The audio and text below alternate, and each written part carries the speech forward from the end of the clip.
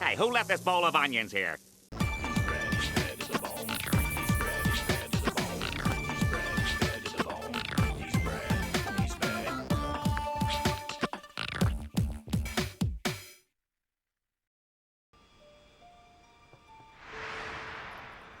Alright, here we go. Oh, look at the Aeons.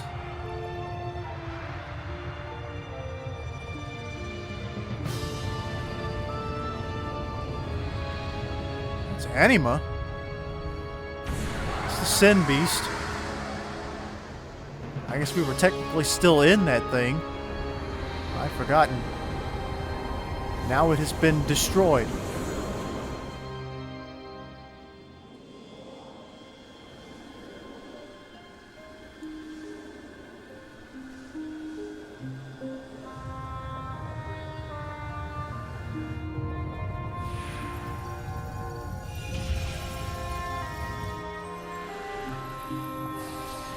The Aeons no longer are needed.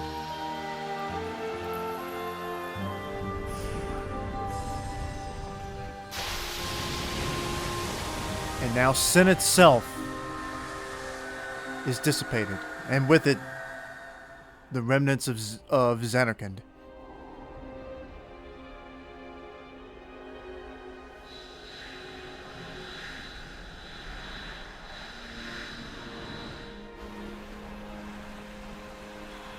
The endless dream has actually ended.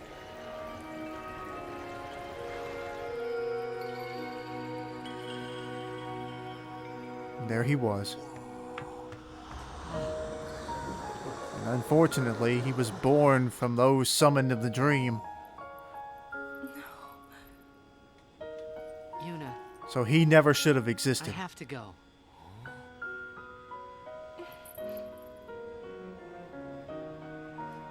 I'm sorry I couldn't show you Zanarkand.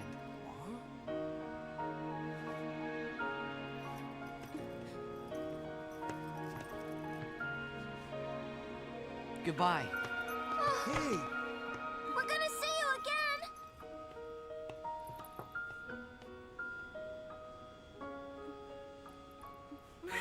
Yuna!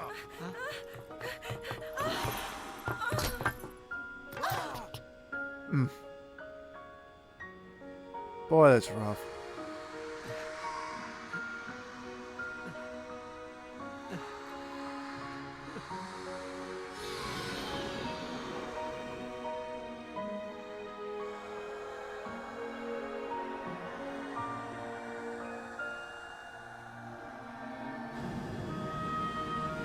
It really was his story. The entire story of this make-believe place. Almost like Peter Pan in Neverland. Tidus was the hero to save the world. But he was from a version of that world that just should not exist in this time.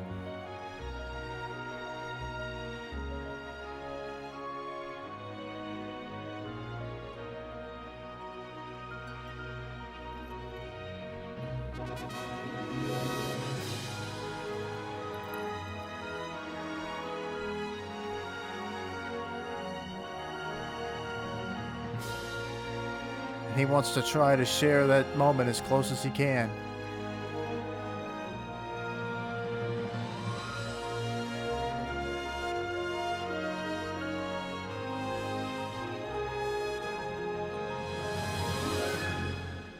Wakka's crying in the background.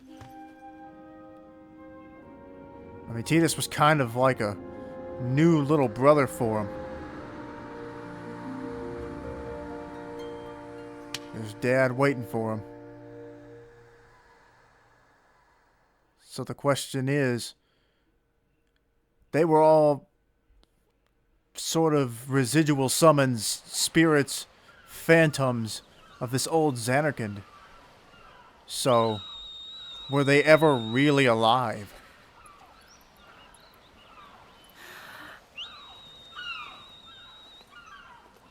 I guess she's whistling for him to see if he'll ever come back. Yuna, it's time.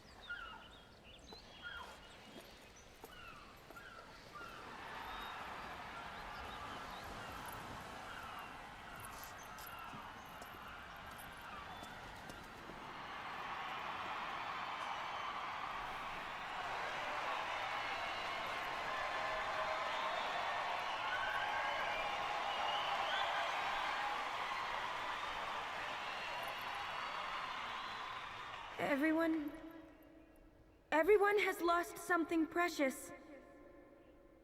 Everyone here has lost homes, dreams, and friends. Everybody, now, Sin is finally dead. Now, Spira is ours again. Working together. Now we can make new homes for ourselves. And new dreams. Although I know the journey will be hard, we have lots of time. Together, we will rebuild Spira.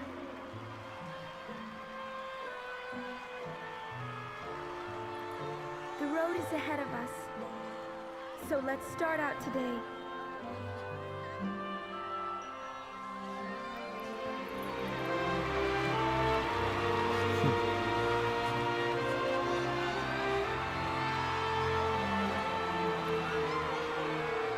Just one more thing. The people and the friends that we have lost. No dreams that have faded.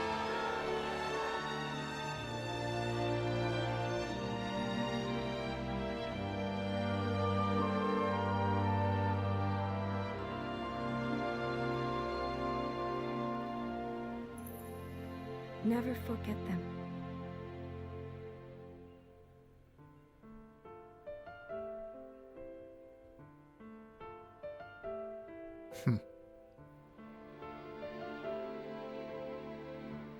I'm guessing the credits should start to roll. And there they are. There you go, everybody. Final Fantasy X finally defeated, and it took way too long for me to beat that final boss. My God. Oh, boy. Anyway.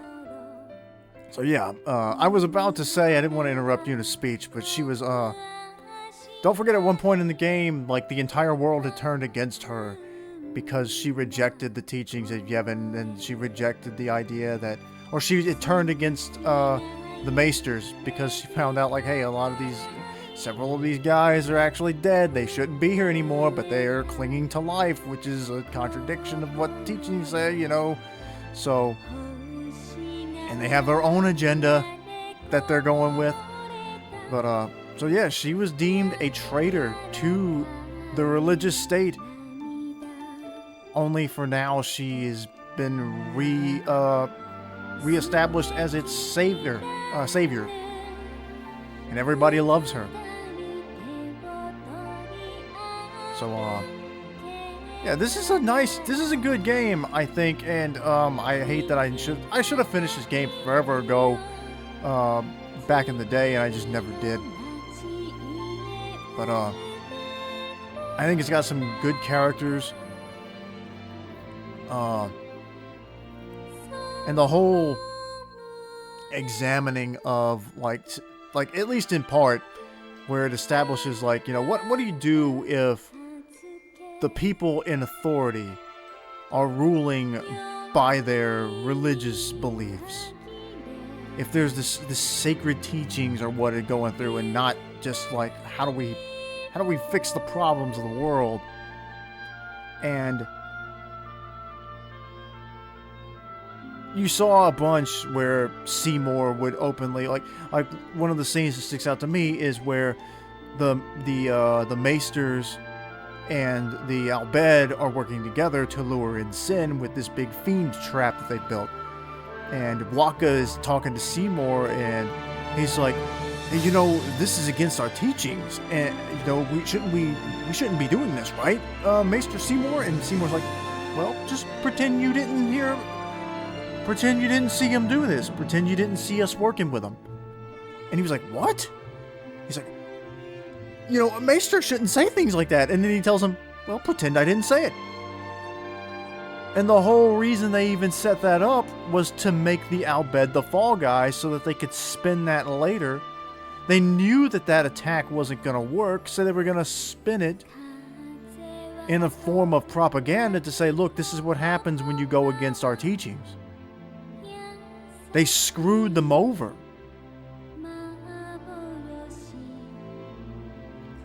It was all just a ruse to make the other side look bad.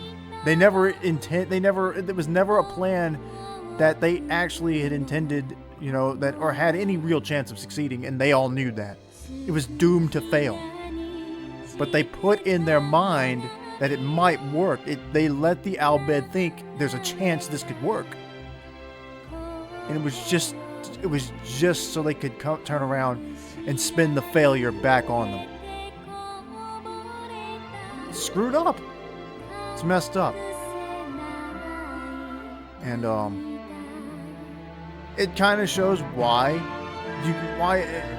when you talk about, like I was talking earlier, you can't have a country can't be run off of religion. You can't mix the church and the state, because then when like as you saw with what happened to Yuna, the entire world turned against them, because turning against the people in power also meant rejecting the religion, and they were deemed blasphemers for daring to say, hey, this plan you guys have done, it's not working, or it's screwed up, or we know some of you are lying to the people, so we can't really trust you. But then they just turn around and say, well, if you don't trust us, we'll just tell everybody that you betrayed our faith here. You've betrayed our traditions. I mean, and that also plays into what happens when Yuna and Auron start telling everybody, hey, we killed Lady Yuna Leskin.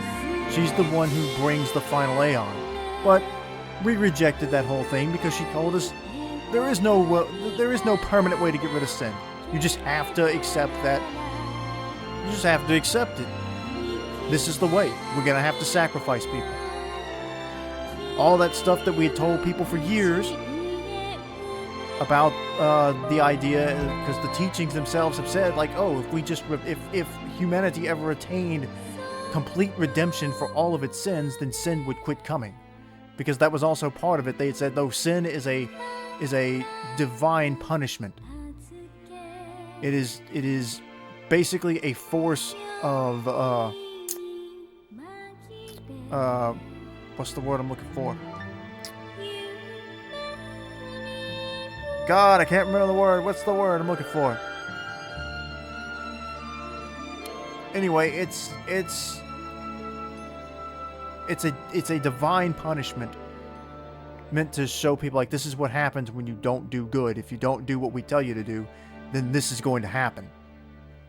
But then when she outright says, no, that was actually all a lie. There is no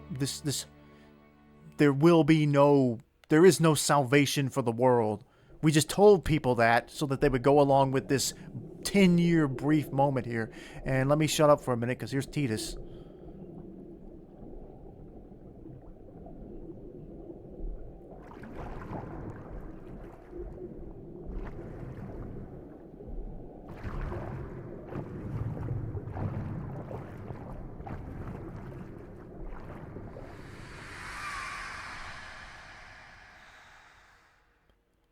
So I don't know what that was supposed to be hinting towards.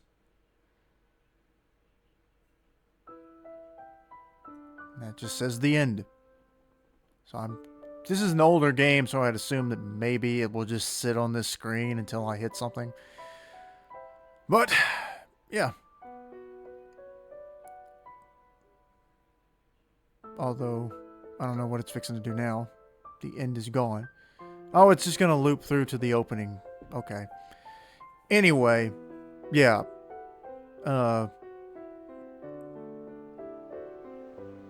That's all. I guess I pretty much have just summed up my take on this. And I like this story. I like what it says. And especially as you get into more people talk about how games have never been political. We don't want politics in our games. No, it's not that you don't like politics in your games. You just don't agree with the politics that you see in the games. Or, in cases like this, you kind of have to read into what they're trying to say, because they don't outright say the things that that the lessons, they don't just come out and say in this game that you shouldn't, like, that you shouldn't have a religious belief be the whole basis for how you run the world. Because then look what happened. Look what happened to Yuna. They were the heroes of the story, trying to save the world, trying to help everyone, and the people in authority labeled them traitors and blasphemers of their faith, of this world's religious belief and the teachings of Yevon. And look what it did to the Al Bhed, who were trying to find a way to keep the summoners from being sacrificed just in complete endlessness over and over and over again. So it just pitted people against each other, just so they could all maintain power, and some of those guys were dead, and they just refused to stay dead. Arguing, actually, you know, we're dead, but we're gonna stay, we're gonna reject the afterlife and stick around here and kill everybody, which was Seymour's plan, which I kind of wish they had kind of more explicitly talked about Seymour's past, because it looks like maybe he was, his inspiration for that, or his goal was to end it because his own mother had been sacrificed. So they don't really go too much into that. They tease you here at the Zanarkand ruins a little bit with it, but that's all. But yeah, as the game now sits on the start screen again. But anyway, I'm gonna wrap this up. I've been talking a lot. Game's finally over with, and that means now I can finally play Final Fantasy X too. I've never played that game, so at some point in the future we will check out Final Fantasy X too. I actually don't know anything about that game as far as the story goes. I have no idea how. I know that Yuna and Riku and then some new girl who the three of them end up in like Kingdom Hearts 2 together as little pixie fairy versions of themselves. But I have no idea what their involvement in the sequel story will be. So that'll be completely new to me. And the only other thing I know about that game is that that's where you get the line where Yuna says, I don't like your plan. It sucks. Like, I can't wait to see that in its actual full context. Anyway, before this thing loops through again as a whole, appreciate you guys for watching. Like and subscribe. Check out my other stuff in the meantime, if you would be so kind as to do so. Let me know in comments what you liked about this game. Do you like this game? Do you hate this game? You can also become a member of the channel if you want to do that. And as I said, we'll be back for more Final Fantasy another day. There are some more Final Fantasy games I would definitely like to play. Especially now that we've beaten this one, we can check out the sequel to it at some point. So please come back for that. Thanks again for watching. I appreciate you all. And have a nice day. We'll see you later.